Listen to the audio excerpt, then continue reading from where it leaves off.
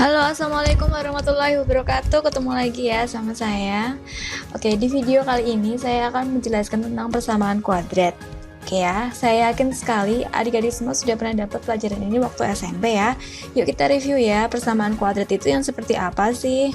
Yuk, ini kita masuk ke definisi persamaan kuadrat. Jadi persamaan kuadrat itu adalah persamaan yang mempunyai pangkat tertinggi 2 pada variabel x. Jadi sebenarnya sih nggak harus variabel x ya, variabel itu bisa y, bisa z, dan seterusnya ya. Jadi di sini saya lebih umumnya menggunakan variabel x. Jadi, persamaan kuadrat adalah persamaan yang mempunyai pangkat tertingginya 2 pada variabel x. Pangkat tertingginya harus 2. Tidak boleh lebih dari 2 atau kurang dari 2. Dengan nilai A, B, C anggota bilangan real dan A tidak boleh 0. Kalau A-nya 0 berarti dia bukan jadi persamaan kuadrat ya. Jadi ingat, persamaan kuadrat adalah persamaan yang mempunyai pangkat tertinggi 2 pada variabel x dan A-nya tidak boleh 0. Jelas ya? Yuk kita masuk ke contoh soal. Oke, contoh 1, tentukan apakah persamaan di bawah ini adalah persamaan kuadrat atau bukan. Yang nomor 1, kita cek ya. Di sini x kuadrat min 6x plus 10 sama dengan 0. Apakah pangkat tertingginya 2? Iya. Oke, berarti sudah pasti yang nomor 1 itu adalah persamaan kuadrat.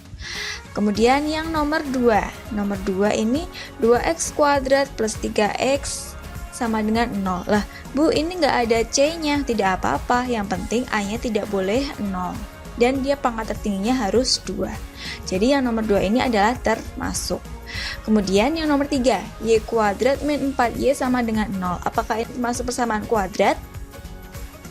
Iya, ini juga persamaan kuadrat. Kenapa? Walaupun variabelnya bukan x, tetapi dia mempunyai pangkat tertinggi 2. Jelas ya? Untuk yang nomor 4, 4 min 4 plus 8x min x kuadrat sama dengan 0.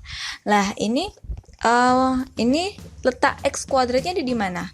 Letak x kuadratnya ada di sini, ada di belakang ya. Tidak masalah, yang penting pangkat tertinggi variabel x-nya harus 2. Dan ini a-nya tidak boleh 0. Ini a-nya berapa? A-nya negatif 1. Oke, yang nomor 5, 2x kuadrat sama dengan 8. Jelas ya, yang nomor 5 ini juga persamaan kuadrat. Di sini contohnya semua adalah persamaan kuadrat. Oke. Next, next ya. Oke, contoh 2. Tentukan nilai A, B, C dari masing-masing persamaan kuadrat berikut. Yuk, kita masukkan ya. Ingat, bentuk umum persamaan kuadrat adalah AX kuadrat plus BX plus C sama dengan 0. A itu selalu miliknya X kuadrat, B selalu miliknya X, dan C itu dia berdiri sendiri atau konstanta. Yuk kita cek ya. Untuk yang nomor 1, A-nya berapa?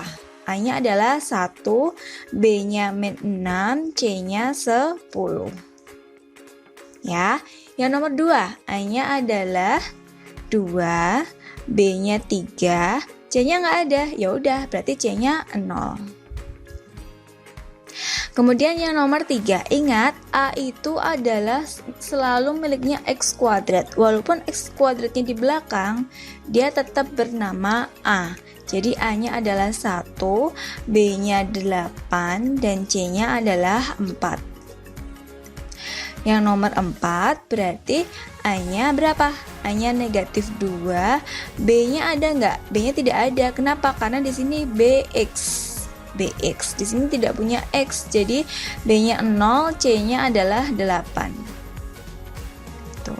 Jelas ya untuk yang contoh 2 ini. Yuk kita lanjutkan materinya. Jadi untuk definisi persamaan kuadrat sudah sangat jelas ya.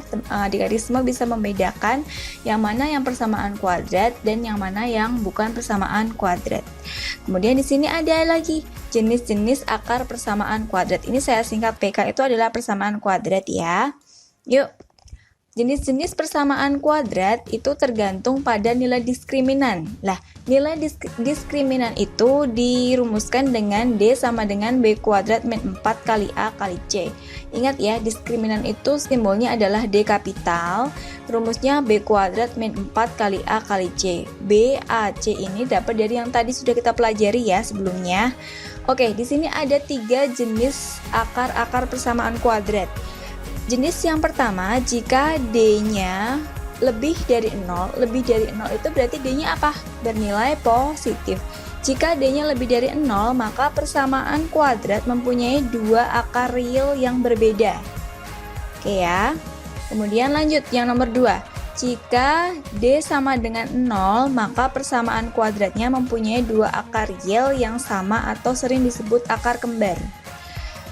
Nomor 3, D kurang dari 0, artinya D-nya bernilai negatif. Persamaan kuadratnya tidak mempunyai akar real atau kita sebut dengan akar imajiner. Untuk kalian lebih jelasnya, yang mana yang akar real, yang akar kembar, dan akar imajiner, nanti kita masuk ke contoh soal nanti ya, ke materi selanjutnya. Ini contohnya dulu. Jadi, tentukan jenis-jenis akar persamaan kuadrat berikut. Oke, lebih jelasnya kita masuk ke pembahasannya ya. Baiklah, kita akan menghitung nilai diskriminan dari masing-masing persamaan kuadrat ya. Tentukan dulu nilai A-nya itu 1, B-nya itu min 6, dan C-nya adalah 9. Oke ya. Yuk, masukkan rumusnya. D sama dengan B kuadrat min 4 kali A kali C.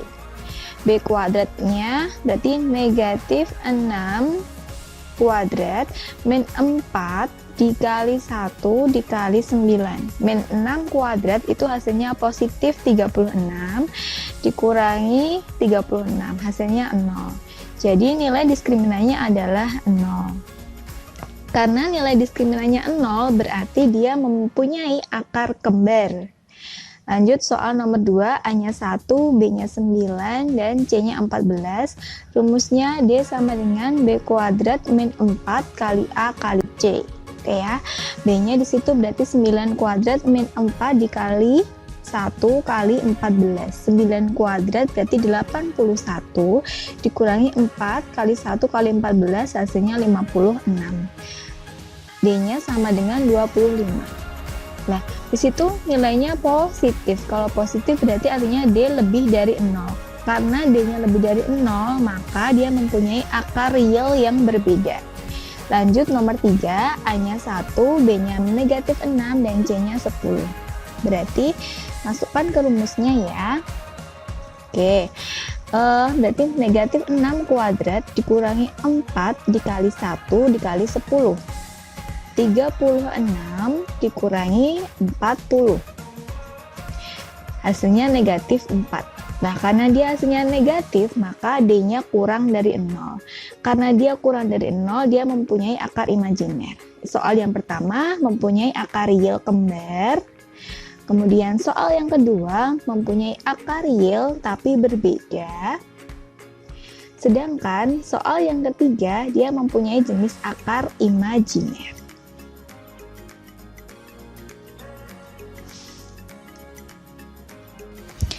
Baiklah, sudah jelas ya tentang jenis-jenis akar-akar persamaan kuadrat. Lah, sekarang kita belajar cara menentukan akar-akar persamaan kuadrat.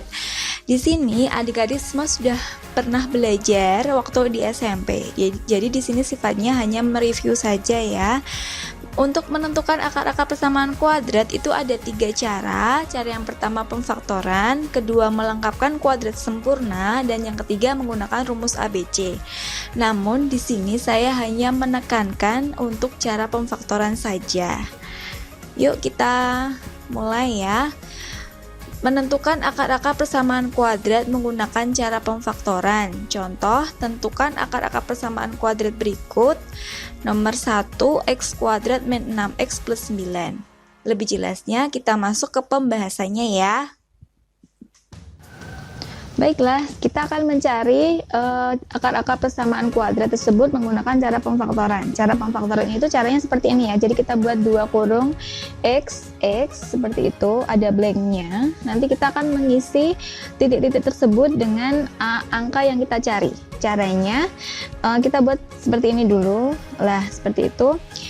Kalau ditambahkan bilangannya negatif 6. Negatif 6 itu dapat dari nilai B-nya. Kemudian 9, kalau dikali hasilnya 9, kita dapat dari nilai C-nya. Cari 2 bilangan, kalau ditambah hasilnya negatif 6, kalau dikalikan hasilnya 9. Berapakah bilangan itu? 9 itu hasil perkalian dari 3 kali 3. 3 kali 3 9, tapi 3 tambah 3 itu plus 6. Karena di situ negatif, maka kita letakkan min. Itu ya. Min 3 kali min 3 9, min 3 tambah min 3 min 6. Jadi sudah cocok. Kita masukkan X, tulis X, kemudian di situ min 3 lagi X, ditulis lagi min 3 sama dengan 0. Lalu kita tulis satu-satu. X min 3 sama dengan 0 atau X min 3 sama dengan 0. X sama dengan 3. Jadi min 3-nya kita taruh sebelah kanan. Atau X sama dengan 3. Lah, itu kita sebut dengan akar kembar. Jadi kalau akarnya kembar kita tulis satu-satu saja. Jadi akarnya adalah X sama dengan 3. Lanjut ke soal nomor 2. Kita tulis dulu ya, seperti itu. Kemudian kita cari 2 bilangan, kalau ditambah hasilnya 9, hasil B-nya. Kalau dikali hasilnya 14 nilai C-nya.